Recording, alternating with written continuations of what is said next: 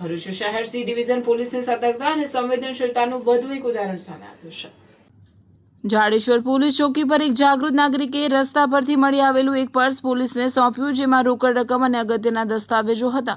પોલીસે આ પર્સની ગંભીરતાથી નોંધ લઈ તપાસ હાથ ધરી હતી। પર્સમાં રહેલા દસ્તાવેજો અને આધાર કાર્ડની વિગતોને આધારે પોલીસે તાત્કાલિક મૂળ માલિકની ઓળખ કરી પર્સ વડોદરાના ભાખરવાડી નાકા વિસ્તારમાં રહેતા કિંજલબેન ઉત્કર્ષભાઈ જેઠિયાનું હોવાનું બહાર આવ્યું।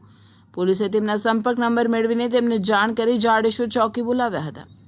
કિંજલબેન જ્યારે પોલીસ ચોકીએ પહોંચ્યા ત્યારે પોલીસે વિધિવત ખરાઈ કર્યા બાદ તેમનું પર્સ સુરક્ષિત રીતે તેમને પરત કર્યું હતું।